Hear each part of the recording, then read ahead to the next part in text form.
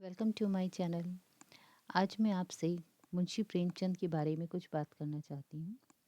मुंशी प्रेमचंद हमारे हिंदी साहित्यकार के बहुत बड़े कहानीकार रहे हैं, जिन्होंने समाज की बहुत सी कुरीतियों पर उन्होंने कहानियाँ लिखी। समाज को उजागर करने के लिए उन्होंने बहुत सारे कार्य किए।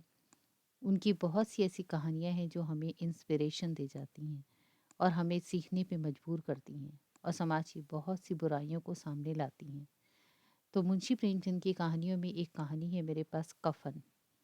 यह भी एक बहुत बड़ी दुख भरी मार्मिक कहानी है, जिसके इस आधार पर आप ये समझ सकते हैं कि गरीबी हमारे लिए कितना बड़ा अभिशाप है। इसके लिए तो मैं शुरू करती हूँ कहानी कफन।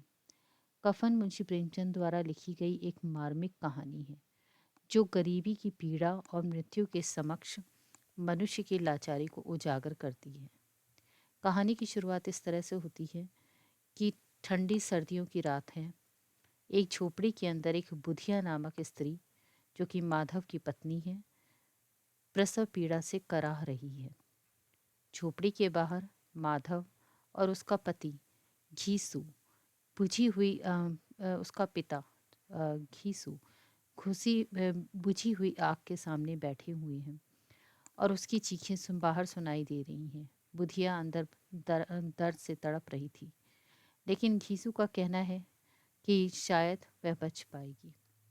मतलब क्या बुधिया को इतना ज़्यादा दर्द है कि वो किसी भी डॉक्टर को नहीं बुला सकते। उनके पास इतनी गरीबी है कि वो बुधिया की कोई मदद नहीं कर सकते। तो घीसू, जो कि बुधिया का पिता है, बहुत ही परेशान है। माधव, जो स्वभाव से आलसी और लापरवाह है, जो बुधिया का पति है, जिसे बुधिया की कोई परवाह नहीं है, उसने अपने पिता की बातों को नज़रअंदाज कर दिया। वो नहीं सुनता है बुधिया की चीखों को। आखिरकार बुधिया की मौत हो जाती है, लेकिन माधव और घीसू के पास उसे दफनाने के लिए कफन तक के पैसे नहीं हैं। अब वो क्या करें? उन्होंने सामाजिक परंपरा के अनुसार मृतक को तो कफन में लपेट कर ही आग दी जाती है या दफनाया जाता है। माधव का एक मित्र है जमुना, जो उससे ये कहता है कि मैं तुम्हें कफन दिलाने में थोड़ी मदद करूँगा। लेकिन अगले ही दिन वह भी अपनी बातों से मुकर जाता है। कारण गरीबी।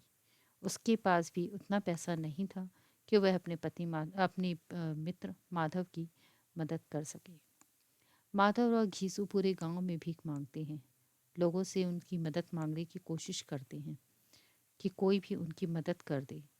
अंत में हताश होकर कोई उनकी मदद नहीं करता। क्यों? उसका भी कारण गरीबी, क्योंकि पूरे गांव में किसी के पास इतना धन नहीं था जो चाह कर भी उनकी मदद कर सके।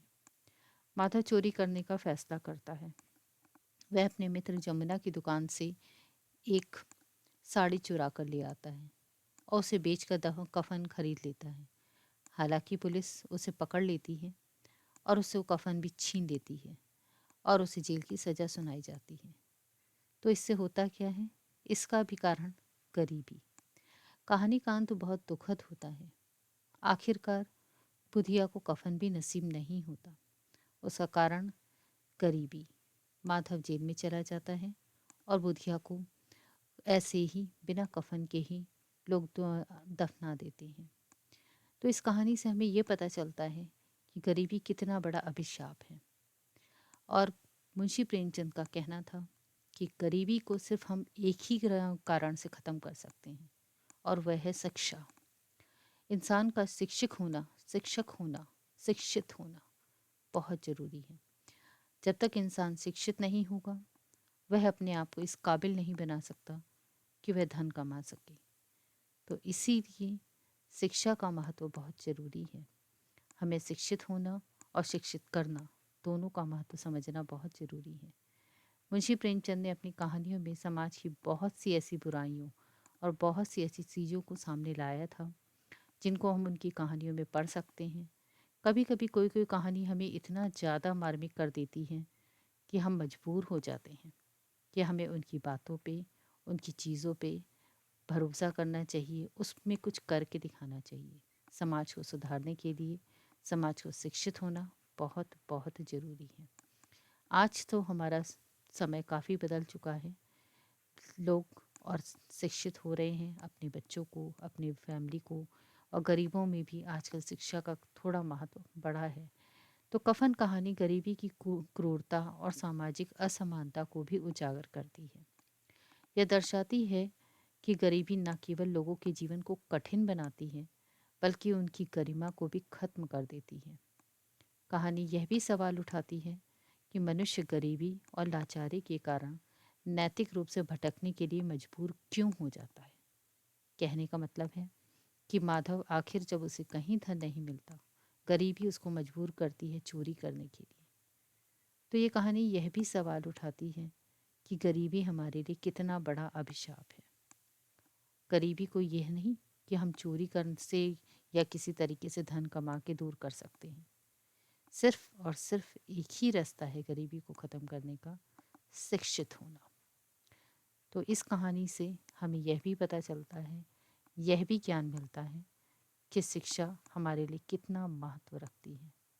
हमें अपने परिवार को, अपने समाज को, सबको शिक्षित करना बहुत बहुत ज़रूरी है।